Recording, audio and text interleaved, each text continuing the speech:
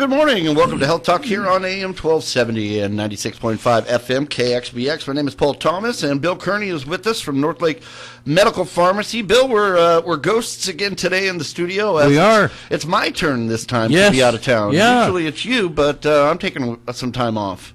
Well, I've been trying to get my schedules, so it's when I fly out of town, and I've tried to get my schedule so I don't leave until Wednesday night after I do this show, but sometimes I have to be there on Wednesday, and that'll come up in December where I have to fly out on a Tuesday. But you've got some vacation coming, and so that's the good part about it. That's the good part, although I'm not going anywhere exotic or fun or even out of town. I'm just sticking around the house, and I think my mother-in-law, we're pre-recording this, folks, so the plan is my mother-in-law is coming in. Now, whether or not she's going to be there when this show airs, we'll keep our fingers crossed. Yeah. I won't say. You know where I'm going with that I one. do. Well, so not only do I have to stay home at my vacation, but I get to spend it with my mother-in-law. So. And then you have those honeydew lists that you have to work on too. Sure, I do, and that's exactly why I'm staying home, is do a little fall cleaning. And I think today, actually, Thursday is the first day of fall, right? Yes.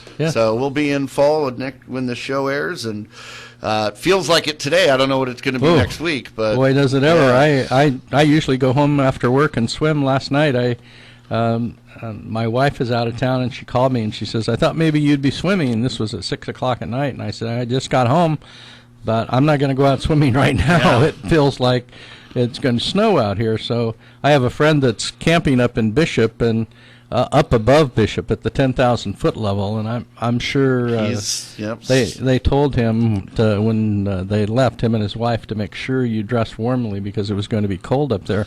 My wife's on the coast, and she said it was just gorgeous over there when we were talking. But anyway, I stayed home by myself and watched the Giants lose again. I can't handle it.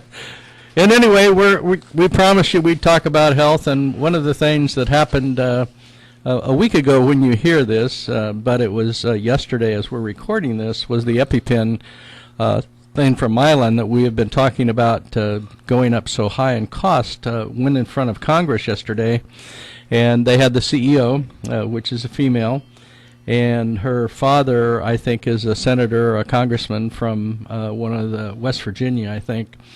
His name is Joe something. Joe Manchin he's a Democrat from West Virginia. And the background on Mylan was a generic manufacturer of medications that saved pharmacies literally billions of dollars in the last 20 years by making generic equivalents. And then a lot of other generic manufacturers got into the program internationally as well as nationally. And the pie had to be split a lot of different ways, so they decided, since they had a product that was almost exclusive with Mylan, their EpiPen, they would up the price from $50 to $600, the pharmacy cost. And it's a life-saving drug. It's epinephrine, so when you have an allergic reaction or a reaction where you pass out and you need an epinephrine or adrenaline shot, they're the ones that make a self-injecting pen. Well, when it got up to $700 for a life-saving drug that many kids need, Congress got involved because it made headlines. Well, they were interviewing the CEO yesterday, which is this congressman's daughter, and she told us that because of pharmacy benefit managers, and this will put a little bit light on why pharmacies are having such a difficult time, by the time it gets to the bottom line, to us, these PBMs are taking so much money, but the manufacturer gets a lot of that rebate. She said in front of Congress that because they take so much money, they're lucky to make $50 off of this product. Now, she was testifying under oath, so that supposedly is the truth, but I rather doubt it. They asked her, "What's your salary, ma'am?" $18 million a year. Yeah, How did you get here? A private jet. And that kind of set the background for all of the pressure. And then as I'm looking this morning, I see where they've already are under fire from patients over the rising price of the EpiPens, and lawmakers and law enforcement after the state of West Virginia, which is the state her father's a congressman in, launched a Medicaid fraud investigation into their pricing on Tuesday. And this was led by the state attorney general seeks to force Mylan to turn over company documents related to the EpiPen. Similar requests have been made in the last month by lawmakers in Washington. And on Wednesday, Heather Breach, which is the CEO, testified in a congressional hearing about the product's price. The state attorneys generals in Minnesota and New York have also inquired, as have several congressional committees. So this was West Virginia probe was announced at a press conference in Charleston, where a Republican called Mylan's failure to cooperate a violation of state law. You know, I'm all for capitalism, like anybody is that's in retailing or in sales, and but there becomes a time when you have to realize that this isn't the way to make the buck, and you have to have some morality as well as honesty. And when you throw those things aside, there's bound to be some investigation. And if there's a life-threatening medication that's out there that we know the cost of, they would be extremely uncaring as far as their profits goes if they paid more than $5 to produce this product. I mean, that's how inexpensive that product is. And to get $700 for the cost of this life-saving thing, and then they say, well, we'll have coupons that you can have, and we'll donate so many thousands of them to schools. Right? For some people, not everybody. So people like you and I that need them around will be paying the $700. So, and insurance companies aren't going to belly up unless they have a contract with the manufacturer that says they aren't going to charge them as much. So we'll see what happens, but I just wanted to follow up on that. And right while we were doing our show yesterday, Heather was in front of Congress telling them about, and I think she went from a few million in a salary last year to 18 million this year. And a couple of weeks ago, we explained who the top CEOs, the 5 top, executive committee, made something like $71 million more than any other 5 top executives in the business. So just an update on that. We talk about diabetes a lot because of the obesity issue that we have and in this country and all over the world. And we talk about blood glucose levels and how high your sugar content is. And when you go to see a physician, they look at your glucose levels and they look at your HbA1c. And we've gotten a lot closer to getting an HbA1c and reacting from that, opposed to the reading you get from a glucose meter. The difference is the glucose meter is practically free, and many times is free, and you take the test yourself, and you take it multiple times a day sometimes. And people are wondering, why do we have this test, this HbA1c, and we still have to use the glucose meter? Well, the HbA1c is done in a laboratory, and maybe it would help if I explained what the HbA1c is.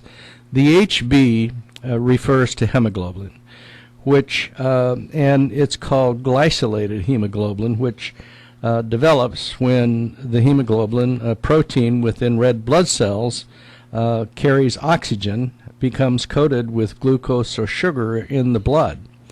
Now remember, this is a red blood cell, and it circulates through your system, and the higher your sugar content gets, it coats, the protein coats that cell.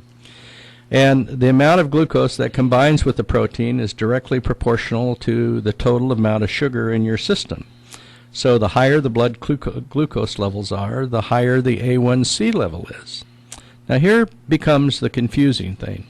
You're using a glucose meter, and you're getting a figure of 102, 103, 220, clear up to 600, and down possibly in the 60s for the low part. And when you become possibly hypoglycemic, which means you are not getting enough red blood cells circulating through your system. Now, this is the advantage of the HbA1c. Those red blood cells have a lifespan of 120 days by measuring A1c, and that way the physicians are able to determine the average blood sugar levels over approximately 2 to 3 months. That A1c is particularly important to people with diabetes because the higher the level, the greater the risk of developing diabetes. So you've had a term now recently called pre-diabetes, and that's when they find out that you're in above a 6 on an HbA1c. After a diabetic diagnosis, A1c is used for gauging how well the treatment controls the blood sugar levels. In the United States, those results are giving a percentage of hemoglobin that is glycosylated. Now, why is that such a better figure than the glucose reading? Number one, if you know that you're going to go into the physician tomorrow or the next week, and the physician says, I want you to bring in a record of what your blood glucose levels were the last week. You know that if you don't behave, those blood glucose levels are going to increase. So what do? But you're a good boy, good girl, good lady, good man. You eat properly. You don't have all this protein. You don't have all these fats. You don't. You exercise more than you normally do. And so every day after your exercise, after you're eating the Mediterranean diet, you take your blood glucose levels, and they look good. And you do that all week. You go in to see the doctor, and the doctor says, I see your blood sugar is down, but we're going to, when we ask you to go into the lab, we ask you them also to take one of the tests, and that was the HbA1c. The difference is that HbA1c level is high. You've normally, when you're under control, you're running about a 4 or 5. When you're not, you're over a 6. And I think 6.5 is considered a pre-diabetic, and the whole goal is to stay under 6. The difference is those red blood cells that they take when they do the HbA1c have a memory to them, and they remember 120 days of your diet. So they don't take just that last week where you were a good person and took the Mediterranean diet and you exercised proficiently. They remember the whole 3.5 months before that. And all of a sudden, the doctor says, did you behave differently the week before you came in here? And you get this red face and start sweating a little, and said yes. And they're going to explain to you why that's a bad thing. And if you remember when I first started talking about this, I said we take these levels to see how effective the diagnosis is and how effective our treatment is in treating your diabetes. And if it shows your blood sugar when you've behaved yourself and goes in and shows a normal level, and then the HbA1c shows that it hasn't been a normal level for the last 3 to 4 months, the doctor knows that you were just treating yourself differently before you came in, and probably the medication is not working. Now, is the medication not working because you're not being compliant with the medication? Is it not working because it's the wrong medication for you? Does it need to be stronger? Are you taking the medicine on time? Are there side effects with the medication that the doctor doesn't know about and you don't want to tell them about, and you're just not taking the medication? So that's the advantage of having the HbA1c. You can't hide anything. You've heard me talk many times, Paul, about changing the habits, diet and exercise. And you're doing that now, right? I mean, Sure. well, you look to me like you've lost some weight. I don't know whether you No, have my or wife not. says I look that way too. So yeah. And that's without really intending, you know. Yeah, not I, really I mean, intending to you've do it. always tried to eat, I eat better. a good diet. You know what I've cut is eating at work. I don't snack anymore Yeah. at work. And I used to sit here and pop sunflower seeds, and then I tried eating carrots, and I just cut it out completely. So I don't eat it all Yeah. pretty much during the day. And then just, I have a soup or a salad or a sandwich at lunch or something like that. So that's, I think, helped out the most. And then sleeping well, I think, has helped a lot, too. Oh, yeah. Now that I'm on the CPAP and I'm getting 8 or 9 continuous hours of sleep every night, it's amazing how that's done a lot for me. And I just read yesterday about how not getting 4 hours of sleep or less it really causes people to have a higher blood sugar level. Yeah. Number one, many people get up when they can't sleep and they go have a snack or they have something to eat.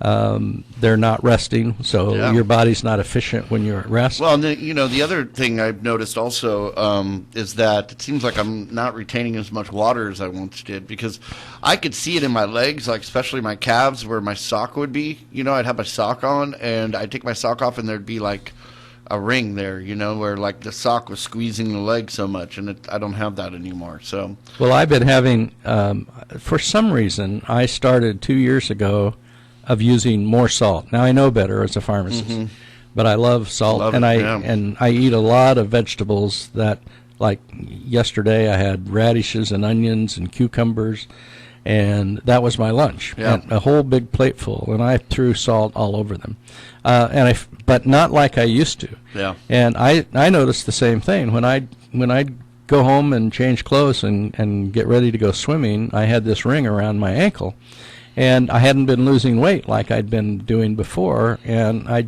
told Dana the other day, I said, I've got to back off the salt. I just have to do that. I don't even taste it before I eat it. I just throw the salt on. yeah, right. We I went- eat the salt. We went It's to tough though, because there are certain foods that you've got to have salt on. My worst food the food that I need salt on the most is eggs. I Me don't know too. why. Eggs, pepper and eggs, or pepper and salt on eggs. I have to have that. I do too, and I try to eat more pepper than salt. Like this morning, rather than put salt, I cut up jalapeno peppers Oh, there you go. and put in my eggs. I usually eat 3 eggs every morning, and then I'm not hungry during lunch. And then I go home. Last night, Dana was gone, so I had a cucumber cut up, and then I had some strawberries and some cereal. That was my dinner. I wanted to have macaroni and cheese, but that's another thing I have to pack on Yeah. the stuff. So salt is, I was never a believer because my blood pressure has been excellent on a beta blocker and a diuretic. Maybe I wouldn't need the diuretic if I didn't use the salt. So and at one point I got to where I was using the salt substitute, the Kosalt, which was potassium instead of sodium. So, but I have. Does that taste the same? Not well. Number one, you don't use as much because it's a little more significant as a salty taste, and maybe not the same, but it still seasons the stuff, Sure. and that's why I use hot sauce and things like that, because that masks the salty taste. And as we have talked, and your wife is a prime example of that actually burning off calories Oh, when yeah. you use Shoot, cayenne it's pepper amazing. and those kind of things, and that's a reality. So anyway, that's why these blood tests are so important. And but like we said, diet and exercise, if you utilize some of those things, your blood glucose level could go down by 20 points just by exercising every day. You could cut down the amount of insulin, maybe not even be on insulin, and manage your diabetes with diet and exercise instead of having to pay these prices. Now, United Healthcare, Express Scripts, Humana are refusing to pay for a lot of these expensive insulin pens. And going back to basics again, they brought these things out on the market where they were horrendously expensive and insurance companies paid for them, and now they say they're not going to pay for them anymore. We talked about a drug yesterday that was $400 and some thousand dollars for, was $330,000 for a form of muscular dystrophy a year, and you take it the rest of your life. So a lot of this has to do with Medicare paying for your drugs, and how do you prepare your finances for Medicare changes. The biggest changes that you can expect next year are rising premiums. These are people that are 65 years old, as well as younger people who are disabled with kidney disease, and like most federal programs, it can be complicated, and you almost have to plan for that. There's much more you may have to pay in 2017, so you can be financially prepared. So these Medicare premiums are attached to cost of living adjustments, and each year the Social Security decides whether to pay a cost of living adjustment based on inflation from the prior year, and that helps Social Security payouts keep pace with inflation, so recipients don't lose purchasing power to pay for necessities like rent, groceries, and Medicare premiums. However, last year there were no cost of living adjustments because the inflation rate decreased.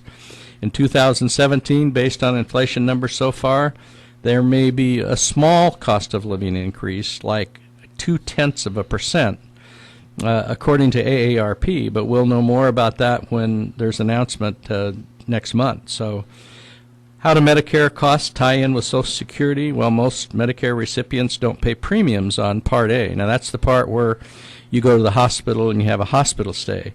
However, you must pay premiums for Part B, which pays other medical costs such as doctor's visit, outpatient procedures. Premiums are also required for Part D, which covers prescription drugs, and those are the ones that pharmacies get that clawback on, those DIR fees that we talked about yesterday. But let's say there's a year with no cost of living, but there's an increase in Medicare B premiums. When that happens, about 70% of the Social Security beneficiaries won't have to pay the higher premiums. And that's because there's a hold harmless clause in the federal law that keeps Social Security beneficiaries from having their incomes drained by raising Medicare premiums unless you make more money than what the basis is. If there's no cost of living in 2017, most Medicare recipients will continue to pay the same for Part B, which is $104.90 a month, and if there's a 0.2% increase in cost of living, they'll get $107 a month. Big deal, $3 more. How about the remaining 30%? Those people like me who are not protected by the hold harmless, their premium will increase substantially from $27 to $149 a month with Medicare B premiums. And a higher income earners who aren't covered by the hold harmless provision will pay even more. The highest earners making over $214,000 could cause their premiums to go from $389 to $467 a month. The Part B deductibles will also rise from $166 to $204 for all beneficiaries, and the deductible is the amount you have to pay out of pocket before you even get the benefits. And we always have that problem in January, Paul, when people didn't get their flu shots in November or December, and they come in on January and they haven't met their deductible, and we tell them it's going to be $25, and they said, I've got Medicare. Well, you haven't met your premium yet. And they're very upset. So I'm urging you, we're doing flu shots now. In fact, I've been trying to take Fridays off, and I'm not taking this Friday off just to do flu shots. So if you haven't got your flu shot, come on in and we'll take care of you. Medicare D, or prescription drug coverage, will also have increased premiums. They'll go from about $34 to $40 a month for those who earn less than $85,000, and even higher for those who earn more. So the Part D deductible, which is $360 now, is going to go up to $400. So this Medicare plan, which was supposed to be the best thing to ever help healthcare, has become just as complicated and as expensive as any other medical program that you can get. We're going to take a break, and when we come back, we're going to talk about Mark Zuckerberg and what he's done to end disease in this country.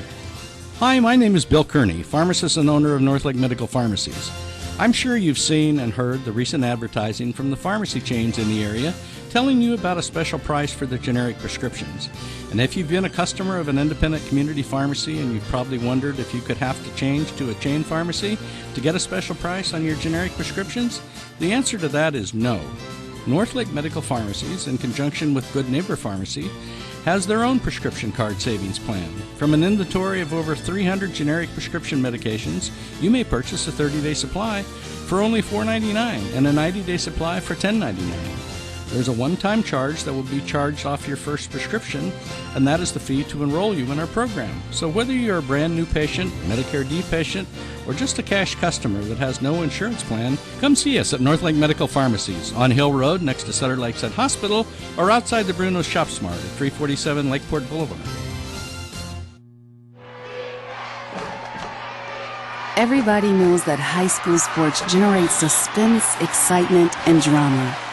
They also generate higher grade point averages, stronger work habits, and greater self-esteem. Everybody knows that high school sports give us more value for our entertainment dollar. They also give us leaders committed to strengthening communities right here in California. The true value of playing sports in school can't be measured in wins and losses or dollars and cents. Studies show that participation in sports, along with other extracurricular activities, is one of the best ways to teach leadership, cooperation, accountability, and other invaluable life skills. Don't just stand on the sidelines. Encourage the young people you know to get in the game. When you do, you'll be helping them get ahead in life. High school sports, a winning part of a complete education. This message presented by the California Interscholastic Federation and the California State Athletic Directors Association. Hey, get out of the road! You get out of the road! At least my bumper's not falling off! Oh, great. In many states, if you're a young man turning 18, you can't get a driver's license if you don't register with the Selective Service System at sss.gov. Which means if you don't register, you could be doing a whole lot of this. You, my friend, have connections in the government. Yes, you. USA.gov, the official source for government information on thousands of topics. And like any good connection, there's no telling where it can take you. Why, one day you're getting student loan information. Next thing you know, you need job hunting tips. Today's road construction info could have you searching for telecommuting ideas tomorrow. The more you use USA.gov, the more uses you'll find for it. Passport applications, for example. They've been known to lead to a sudden interest in travel advisories. Our new mobile apps will even update you on the go. So whether you have information to get or ideas to give your government, check out USA.gov. Who knows? Lottery results today could lead to retirement planning tomorrow. USA.gov. With the right connections, there's no telling where you can go. All right, we're back. Well, if you were watching the news last week when you're hearing this, you would have seen that Facebook's Mark Zuckerberg has a goal that's even more ambitious than connecting the entire world to the internet. He and his wife want to help eradicate all disease by the end of the century. Mark and Priscilla are committing $3 billion over the next 10 years to accelerate scientific research, and that includes creating research tools from software to hardware to new undiscovered techniques, and they hope to ultimately lead to scientific breakthroughs, the way the microscope and the DNA sequencing here in generations past have broken through. So the goal is to cure, prevent, or manage all disease in the next 80 years or so. A time frame the 30-something couple are unlikely to live to see. I know that you and I won't be here, Paul. Yeah. They acknowledge this might sound crazy, but how far medicine and science have come in the last century is unbelievable. With vaccines, statins for heart disease, chemotherapy, and so on, following millennia with little progress. So a current rate of progress, Zuckerberg reckons it will be possible to solve most of these problems by the end of this century. They've spent the last of the last 2 years speaking to scientists and other experts to plan the endeavor. In an interview, Zuckerberg emphasized that this isn't something where we just read a book and decide we're going to do it. They're very philanthropic, and through their organization, the commitment includes $600 million to fund a new research center in San Francisco, where scientific and medical engineers will work alongside engineers on projects spanning years or even decades. And they don't mean to focus narrowly on specific ailments such as bone cancer or Parkinson's disease, but rather to do basic research. One example is a cell atlas that maps out all the different types of cells in the body, which could help research create various types of drugs. She is, Mark's wife is a pediatrician who's a big driver in their decision to take up this late cause. She says, I've been with families that we've hit the limit of what's possible through medicine and science. I've had to tell families devastating diagnosis of leukemia, or that we just weren't able to help their child. So they spoke with the Associated Press in Palo Alto yesterday, where their infant daughter, Max, has just woken up from a nap, and the dog was there, and blah, blah, blah, blah, blah. But it was hopes that their effort will inspire other reaching efforts by other corporations to do the same. You know, we spend 50 times more on healthcare treating people who are sick than we spend on scientific research to keep people from getting sick. And that's the one thing that we've tried to convert people to wellness rather than sickness. And most of our physicians who get out of medical school learn how to treat a disease. They don't learn how to prevent a disease. So Eric Lander, which is a professor of biology at the MIT Institute of Technology, said he's had some 20 conversations with them over the past year about the initiative, and he thinks it's the right kind of goal for thinking about the kind of time frame.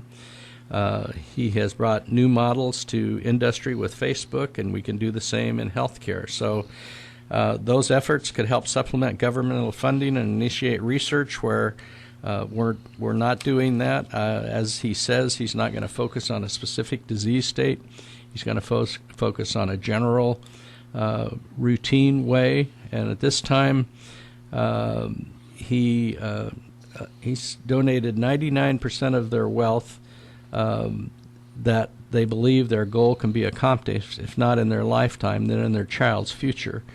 It was their child's birth last November that inspired them to give away nearly all their money to help solve the world's problems. So at this time, his value is $45 billion worth of Facebook stock, which they have transferred to their foundation. So their philanthropy plan won't affect their status as a controlling shareholder of Facebook.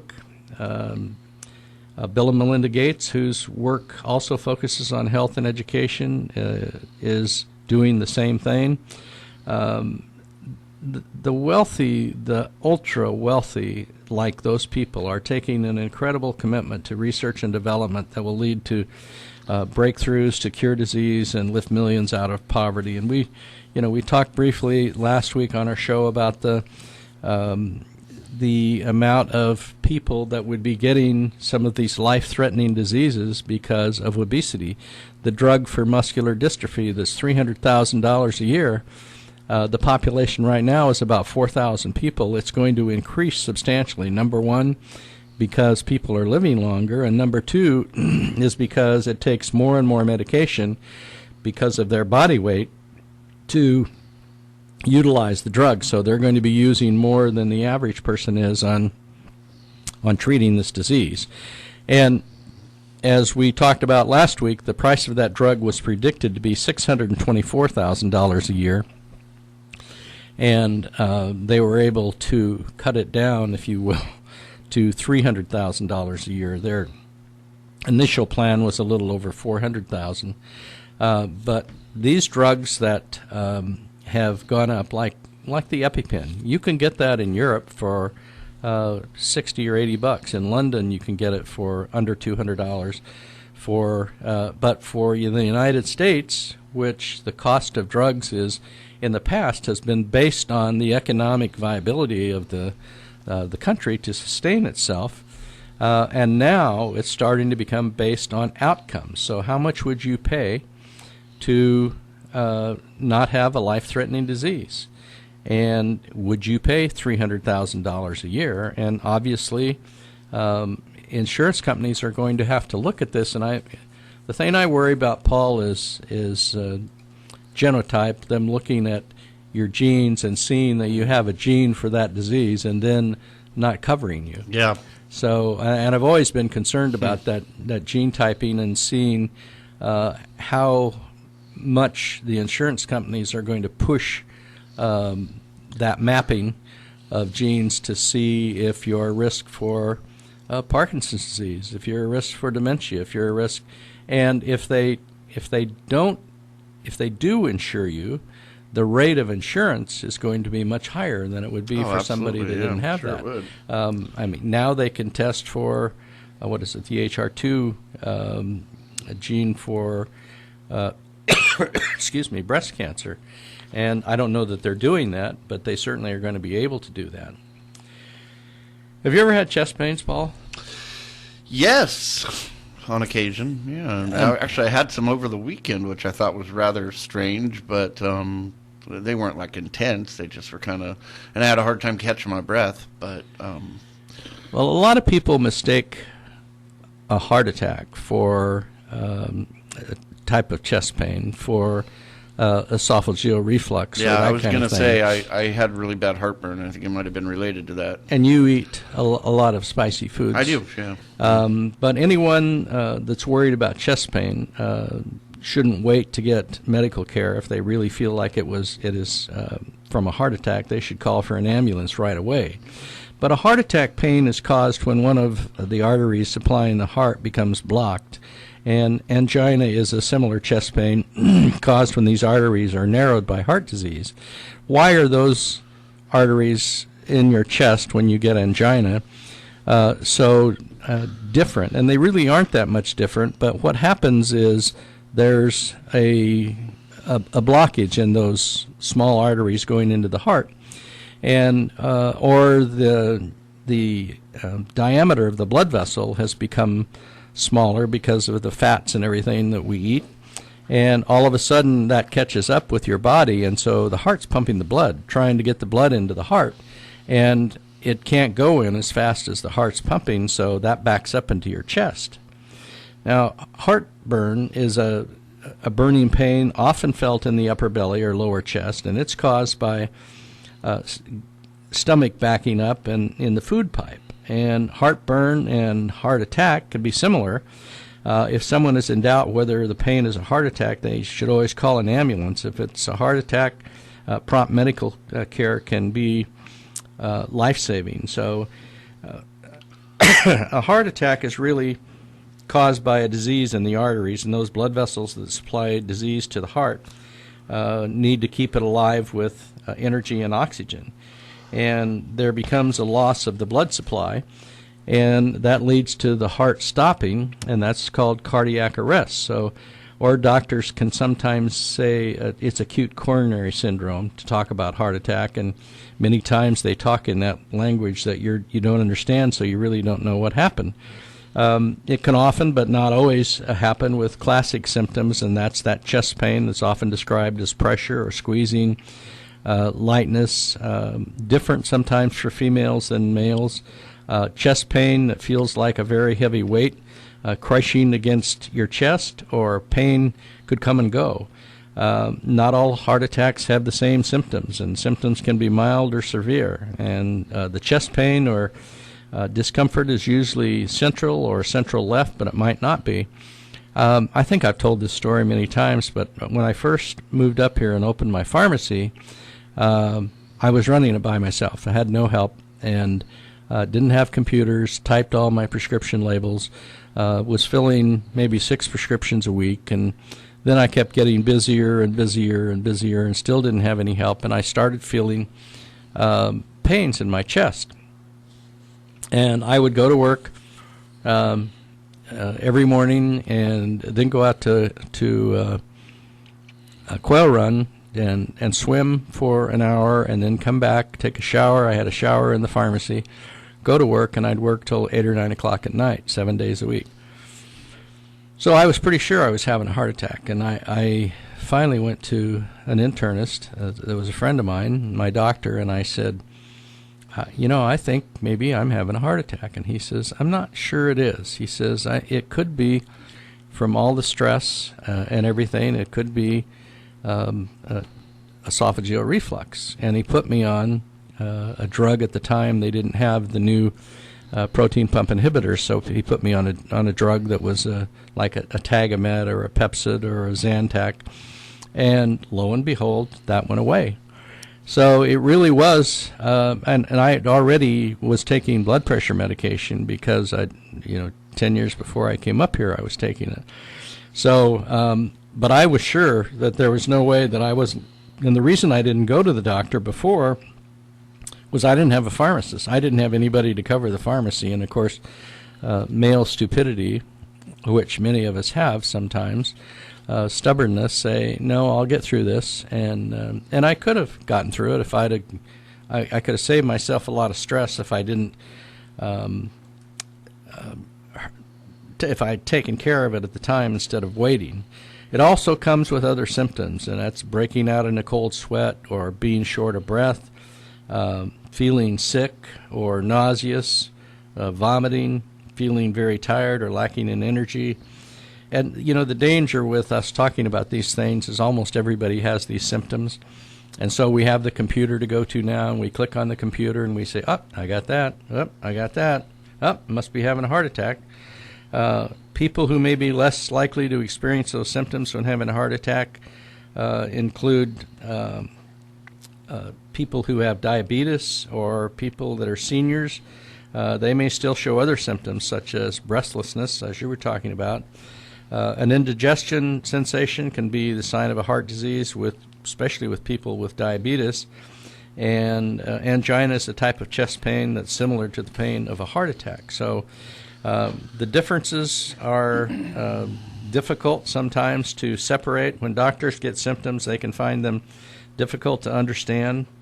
But in going through them, the main difference between the symptoms in a heart attack and esophageal reflux is the heartburn tends to get worse after eating and when lying down. And that can happen with a heart attack, but it usually doesn't. Heartburn can be relieved by drugs that reduce the acid levels in the stomach, which is exactly what happened to me. Heartburn does not cause more general symptoms such as the breathlessness and the sweating and the other nausea and vomiting. And it does not cause bloating or belching, because that can always happen with heartburn. So if you're having a heart attack, you call 911. If you're having heartburn, you need to evaluate the symptoms and look at what we just told you about lying down or being worse at night.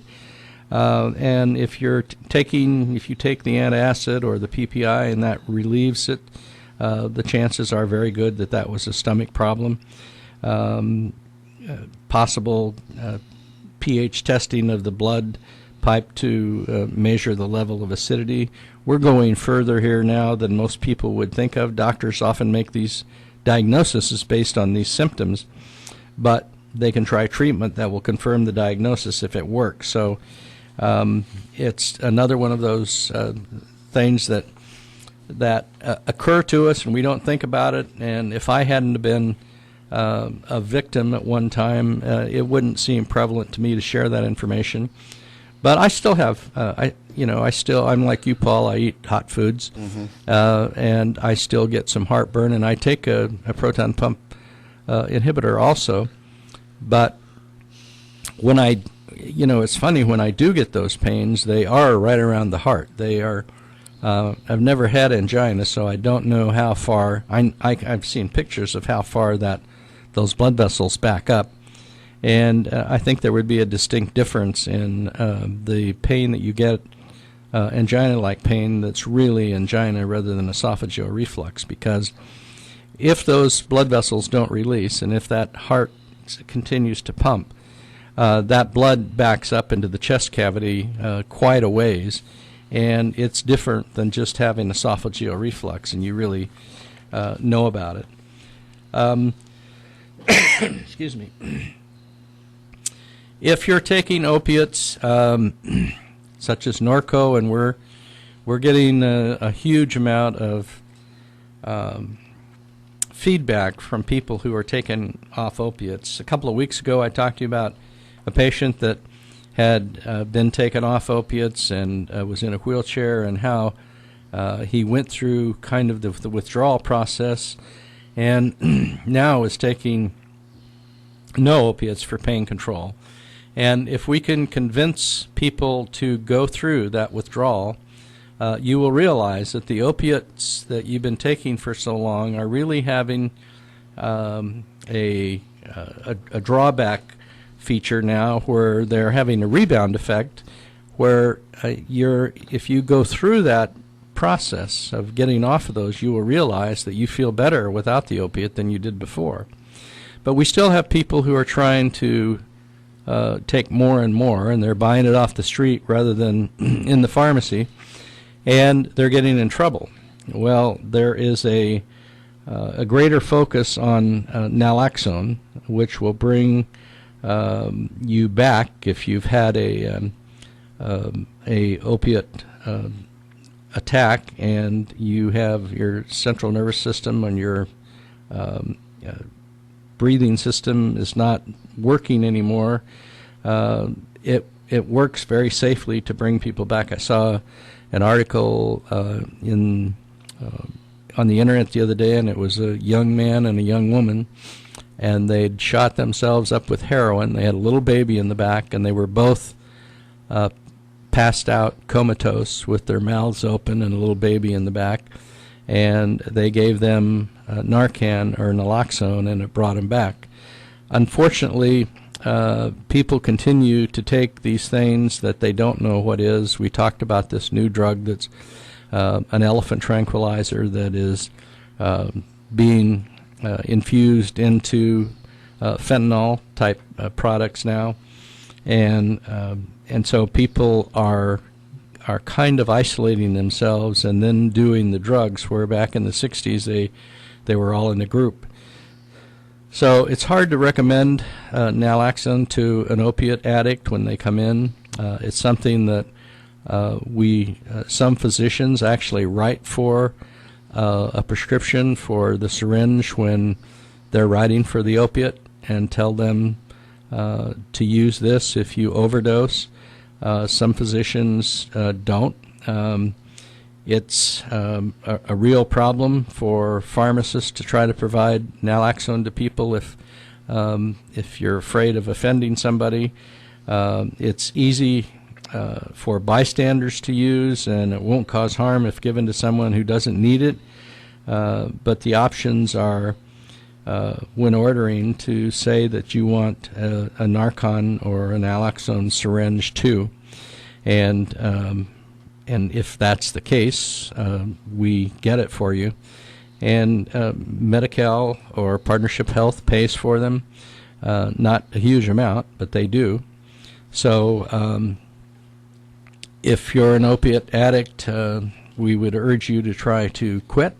If not, at least get something to reverse that problem when you overdose, and have somebody that you know take care of you, so it doesn't become a fatal overdose.